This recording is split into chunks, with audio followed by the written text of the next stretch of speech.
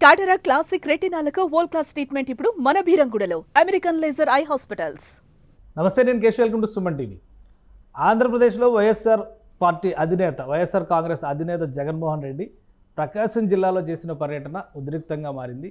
జగన్మోహన్ రెడ్డి పొగాకు రైతుల సమస్యల కోసం ఈ ప్రాంతంలో పొదిలిలో పర్యటించారు. అయితే గత 2 రోజులుగా మహిళలపై, అమరావతి మహిళలపై అనుచిత వ్యాఖ్యలపైన జరుగుతున్నటువంటి రగడ చూస్తూనే ఉన్నాం. దీనిపైన కొందరు మహిళలు నిరసన తెలపడం, వారిపైన రాళ్ల దాడి జరగడం, ఇవన్నీ వరుసగా జరిగిపోయాయి. అసలు ఈ ఘటనకి కారణం ఏంటి, పరిసర ప్రాంతాల నుంచి వస్తున్నటువంటి రిపోర్ట్స్ ఏంటి, అలానే అటు వైసీపీ ఇటు తెలుగుదేశం తమదైన శైలిలో వాదనలు వినిపిస్తున్నాయి. ఇందులో నిజమెంత ఉంది ఒకసారి విశ్లేషించే ప్రయత్నం చేద్దాం. మనతో పాటు తెలుగుదేశం పార్టీ నాయకురాలు ఉండవల్లి అనుష గారు ఉన్నారు. అనుష గారు నమస్తే. నమస్తే కేశవ్ గారు, మీకు సుమన్ టీవీ వీక్షకులకి అందరికీ నమస్కారం.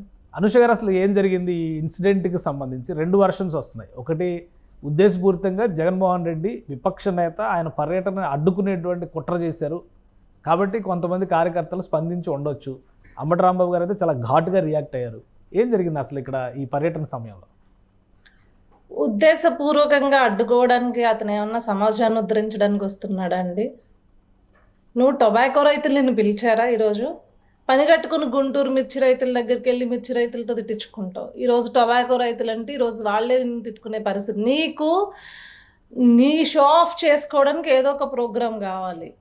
మన ఇష్టం వచ్చినట్లు మన ఛానల్, మనం లీడ్ చేస్తున్న ఛానల్లో అమ్మలక్కల బూతులు తిట్టించి ఆంధ్రాలో ఉన్న ఆడబిడ్డల పైన నీచాతి నీచంగా మాట్లాడేసి ఒక్క క్షమాపణ కూడా లేకుండా ఈరోజు మళ్ళీ ఆంధ్ర రాష్ట్రంలో అడుగుపెట్టి నా ఇష్టం వచ్చినట్లు నేను నా రాజకీయ స్వార్థం కోసం ఏది పడితే అది చేస్తానంటే ఇది చెల్లదు కదండి.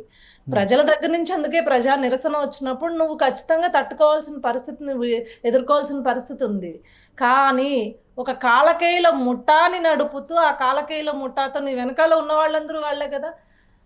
వాళ్ళేదో వాళ్ళు నిరసన వ్యక్తం చేస్తూ నువ్వు చేసింది తప్పు, నీ భార్య నడుపుతున్న ఛానల్లో ఎలాంటి వ్యాఖ్యలు తప్పు, దానికి మీరు సమర్థించుకోవద్దు, దయచేసి క్షమాపణ చెప్పించండి మీ భార్యతో కావచ్చు, ఎవడైతే వాగాడో వాడితో కావచ్చు, వాళ్ళకి శిక్ష విధించేలాగా ప్రయత్నించాలి తప్పించి వాళ్ళని వెనకేసుకురావద్దు అని చెప్పి వాళ్ళు నిరసన తెలియజేస్తే ప్రశాంతంగా నువ్వు వాళ్ళపైన రాళ్లు విసిరించిన నీ సైకో ఆనందం చూస్తే నీ మనస్తత్వం ఎట్లాంటిదో అర్థమవుతుంది జగన్మోహన్ రెడ్డి. కానీ ఒకటి అంటే, రోజా కానీ వీళ్ళు అంబటి రాంబాబు కానీ వీళ్ళు చేస్తున్న కామెంట్స్ ఏంటంటే, సాక్షి ఛానల్ డిబేట్లో అసలు ఏమీ లేదు, ఉద్దేశపూరితంగా తెలుగుదేశం పార్టీ నాయకులు, కూటమి నాయకులు దీని ఒక సమస్యగా తీసుకొచ్చి వాళ్ళు ఒక్కసారి అంటే వీళ్ళు 100 సార్లు అంటున్నారు అని విమర్శిస్తున్నారు. ఏం చెప్తారు మీరు? సార్, సాక్షి ఛానల్లో ఏమీ లేదే అనుకుందాము. నేను అంటాను సార్, ఇప్పుడు ఇదే మీ సుమన్ టీవీ ద్వారా నేను కూడా ఒకటి అంటాను. ఏదైతే అసలు టైమ్స్ ఆఫ్ ఇండియా అనే దాన్ని పట్టుకుని వచ్చి, ఆ ఆర్టికల్ని పట్టుకొచ్చి ఉద్దేశపూర్వకంగా ఒకవేళ ఆ ప్రాంతం లేకపోయినా, హాట్స్పాట్స్లో టైమ్స్ ఆఫ్ ఇండియా ఇచ్చిన ఆ ప్రాంతంలో లేకపోయినా ఆ ప్రాంతానికి అంటగట్టారు కదా. మరి గత 5 ఏళ్లలో అదే ప్రాంతంలో భారతిరెడ్డి గారు నివసించారు. మరి నేనంటే ఆ మాట చెల్లిపోద్దా ఇప్పుడు మీ ఛానల్లో? మర్యాద కాదు కదా అది, ఒక్కసారన్నా మర్యాద కాదు కదా. అంటే ఎంత అహంకారం ఉంటే ఉద్దేశపూర్వకంగా, మళ్ళీ చెప్తున్నానండి, అసలు ఉద్దేశం లేకుండా మాట్లాడే మాటలు వేరుంటాయి. ఉద్దేశపూర్వకంగా వాంటెడ్గా రుద్దుదామని చూస్తే సార్, ఇదే రిపోర్ట్ టైమ్స్ ఆఫ్ ఇండియా 2022 నుంచి ఇస్తుంది సార్. సౌత్ ఇండియాలో ఏవేవైతే హైయెస్ట్ ఉన్నాయో అట్లాంటివి 2022 నుంచి 2021 నుంచి ఇస్తున్నాయి.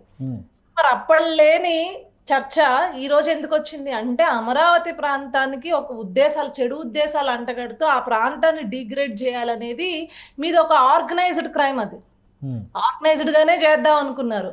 కానీ కథ అడ్డం తిరిగేసరికి ఇప్పుడు నాలుక ఖర్చుకుని ఏం చేయాలో తెలియక ఎవరు రమ్మన్నారు సార్? టొబాకో రైతులు మీకు ఇక్కడ ధర్నాలు చేశారు. కూటమి ప్రభుత్వం ఆదుకోలేదు టొబాకో రైతుల్ని. వాళ్ళు క్వింటాల్కి 36,000 కొంటే ఈ రోజు మీరు కొనే పరిస్థితి లేదు, చాలా ఇబ్బంది పడుతున్నారు అని చెప్పని వచ్చాను అని చెప్తున్నారు జగన్మోహన్ రెడ్డి. కేశవ్ గారు, మీరు మర్చిపోయినట్టున్నారు, ఆయన లెక్క కేజీకి 36,000 అంటుంటే మీరు క్వింటాకి 36,000 అంటారేంటండి? అంటే తడబడి ఉంటారులేండి. ఆయన పక్కన సుబ్బారెడ్డి గారు అందించారు కదా, వైవి సుబ్బారెడ్డి గారు అందించారు కదా క్వింటాకి అని.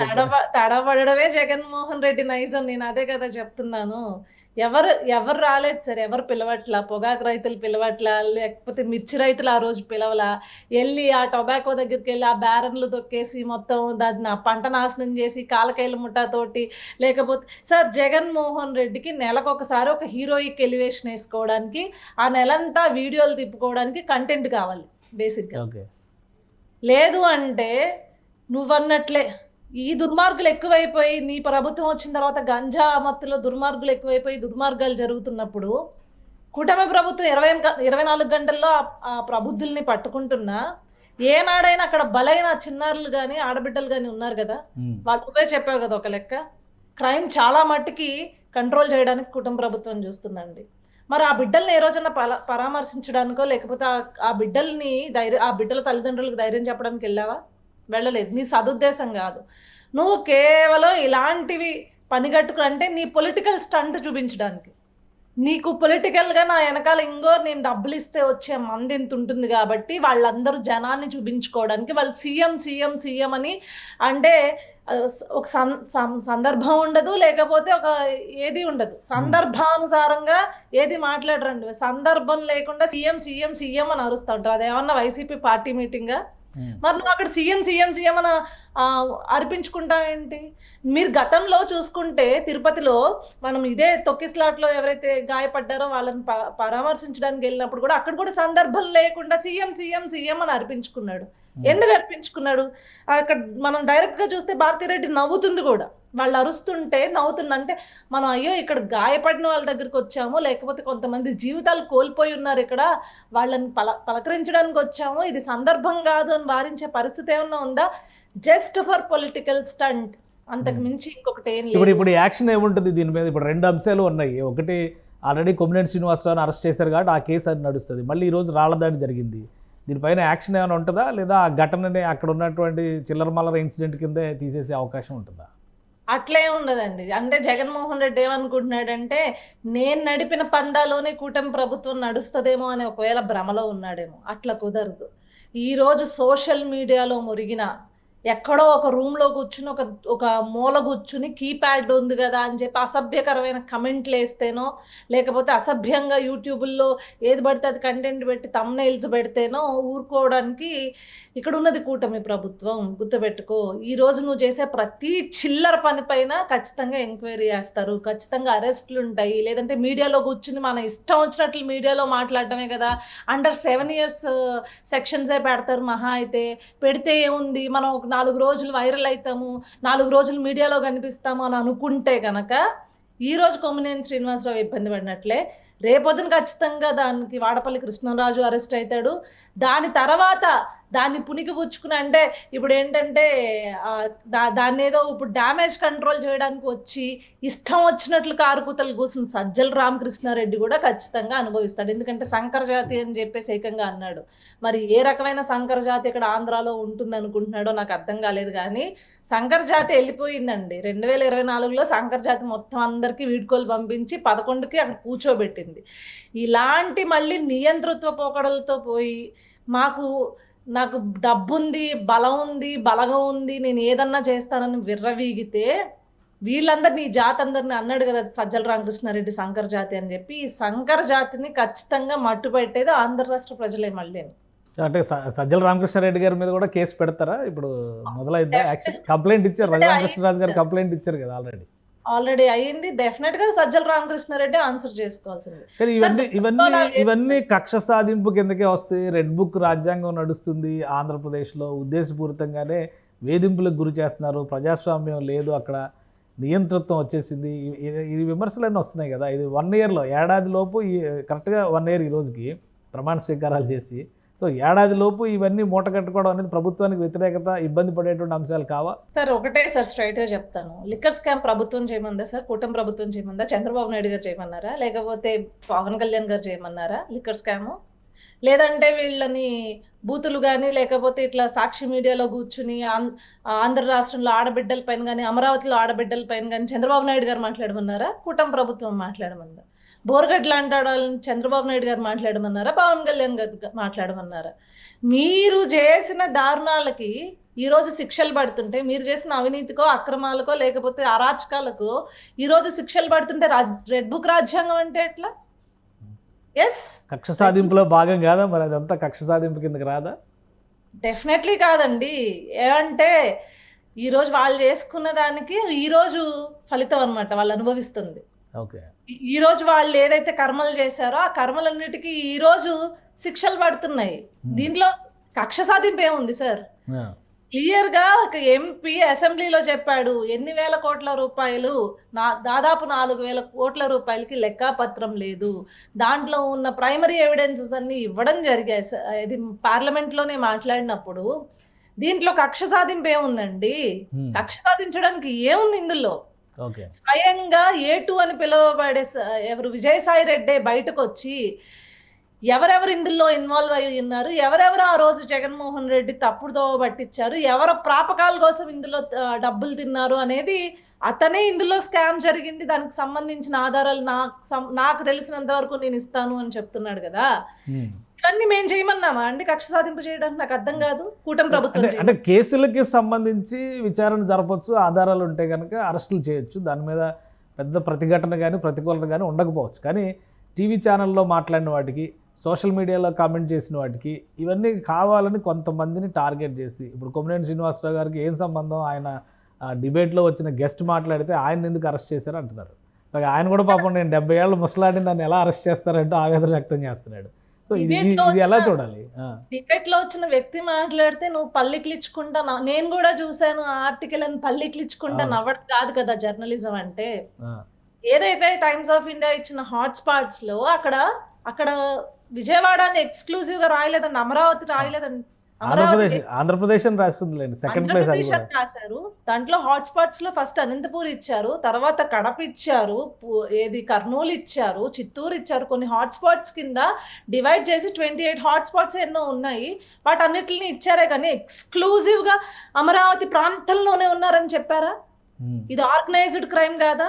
ఇది ఆర్గనైజ్డ్ గా అమరావతి ఐడెంటిటీని దెబ్బతీయడానికి అక్కడ ఇద్దరు చవటలు కూర్చుని, ఇద్దరు సన్నాసులు కూర్చుని పెట్టుకున్న డిబేట్ కాదా అండి అది?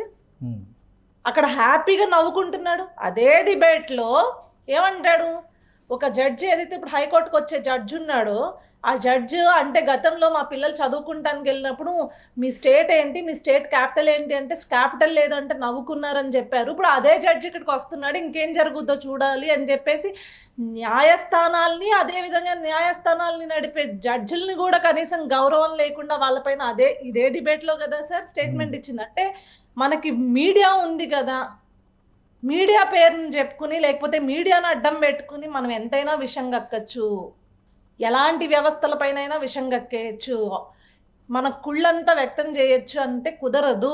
మళ్ళీ చెప్తున్నాను కదా సార్, సోషల్ ఇంకా మీరు A1 అని పట్టుకోలేదు, A2 పట్టుకున్నారు. A1 సంగతి ఏంటి? పాపం ఫోనులు స్విచ్ ఆఫ్ చేసుకుని ఎక్కడికో పాపం ఫస్ట్ రోజే, అంటే తెలివైనోడు సార్. ఆయన వీడియోస్ రిలీజ్ చేస్తున్నారు కదా, నిన్న కూడా ఒక వీడియో రిలీజ్ చేశారు ఆయన. నేను అదే అంటున్నాను సార్, తెలివైనోడు. అందుకే ఇంటి దగ్గర లేకపోతే అతని ఏదైతే అడ్రస్ ఉందో అక్కడి నుంచి చేయట్లా.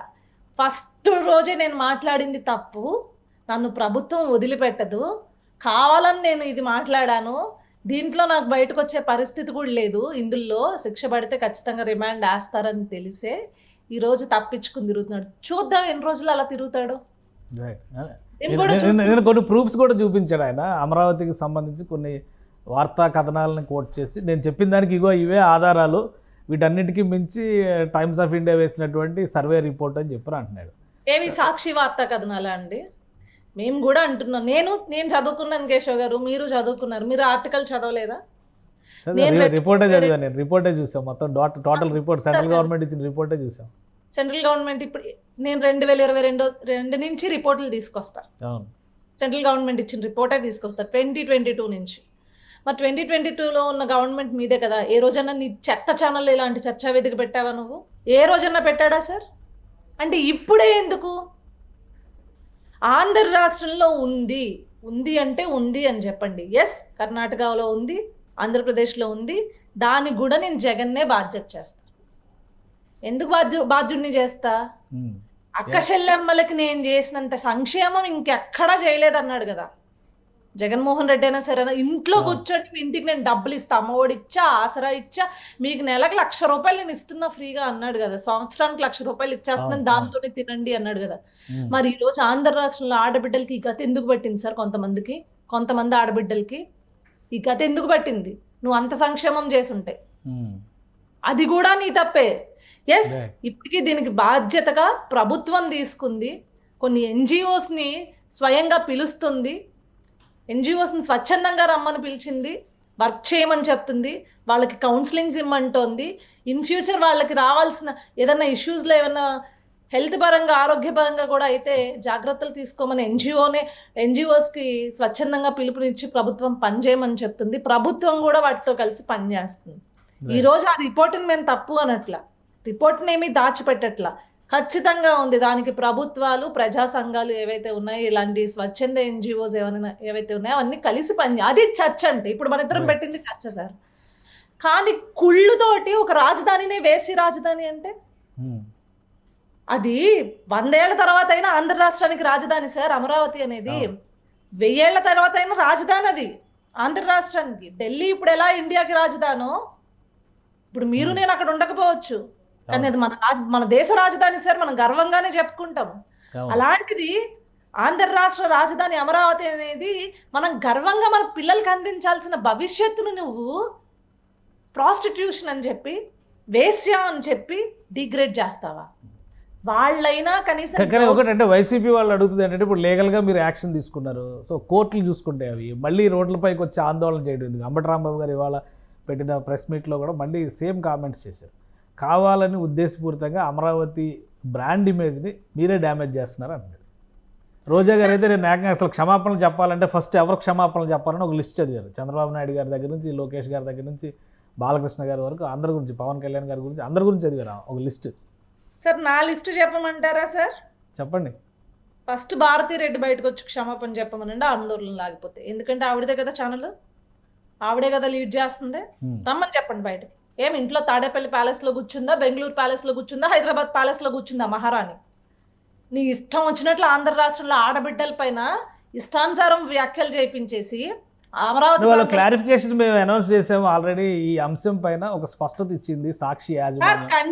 దురుద్దేశంతో సాక్షి పైన దాడులు జరుగుతున్నాయి, తగలబెట్టేస్తున్నారు. ఏలూరులో అయితే ఆఫీసే తగలబెట్టేశారని హడావుడి చేశారు సార్. అది జరిగింది మా ఏలూరులోనే సార్. అదేదో ఫర్నిచర్ షాప్ కాలిపోతే సాక్షి ఛానల్ కాలిపోయిందని చెప్తున్నారు. ఇది వచ్చి దీని అంత దరిద్రం ఉండొచ్చు. చెప్తున్నాను కదా, వాళ్ళ రాజకీయానికి కాదేది అనర్హం.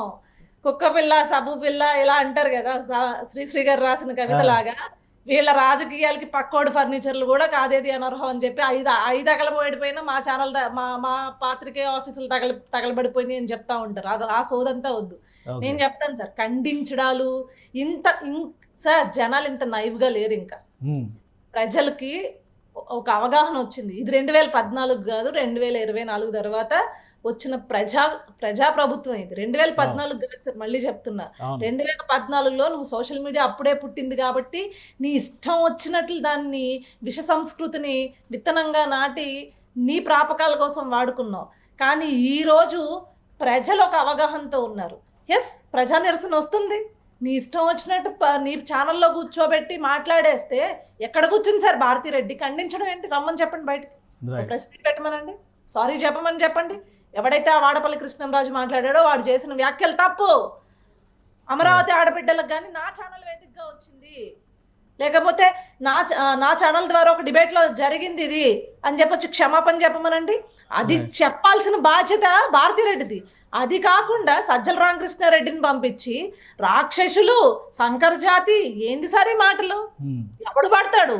మీ అబ్బా జాగీరా ఆంధ్ర రాష్ట్రాన్ని ఇష్టం వచ్చినట్లు మాట్లాడేస్తే పడేయడానికి?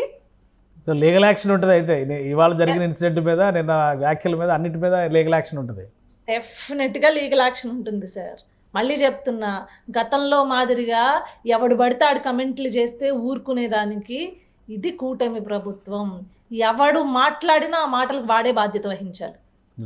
ఇప్పుడేమి కోర్టులు కూడా, ఏది న్యాయస్థానాలు కూడా సరే ఇది ఒక 7 years బిలో కేసెస్ కదా, దీంట్లో మనం రిమాండ్ వద్దులే, బెయిల్ స్టేషన్ బెయిల్ ఇప్పించేద్దాం అనే పరిస్థితి లేదు.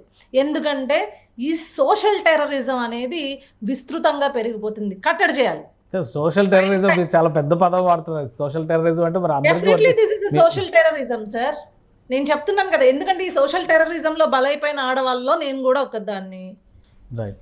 నా మీద మార్పులు చేయలేదా?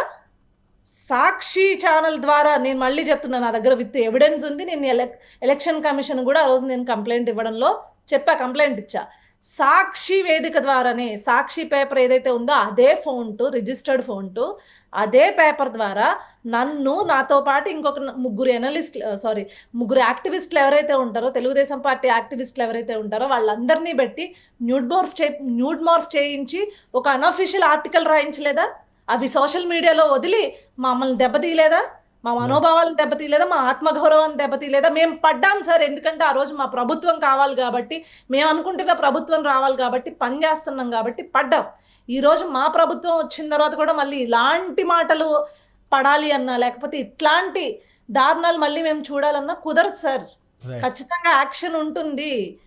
నేను మళ్ళీ చెప్తున్నా, ఇది నీ ప్రభుత్వం కాదు జగన్మోహన్ రెడ్డి. మీరు మాట్లాడే ప్రతి మాటకి, సోషల్ మీడియాలో మాట్లాడినా, సోషల్ మీడియాలో ఎక్కడో కూర్చుని ఒక ఆడదాన్ని లమ్ అనే ఒక బూతు తిట్టినా దానికి యాక్షన్ ఉంటుంది. ఆ అమ్మాయి వెళ్ళి సార్ నన్ను వీడు ఇలా తిట్టాడు, నా ఆత్మగౌరవాన్ని దెబ్బతీశాడు అంటే ఖచ్చితంగా యాక్షన్ ఉంటుంది. ఈ సోషల్ టెర్రరిజాన్ని ఇప్పుడు ఖచ్చితంగా అంతం చేసే టైం వచ్చింది. ఈరోజు దానికి పునాది పడింది. ఎవడైనా సరే ఊరికే మనకి కీప్యాడ్ ఉంది కదా కమెంట్ చేద్దామంటే, నా మీద చేసినా, మీ మీద చేసినా, మీ ఇంట్లో ఆడవాళ్ళ మీద చేసినా కూటమి ప్రభుత్వమే యాక్షన్ తీసుకుంటుంది. రైట్.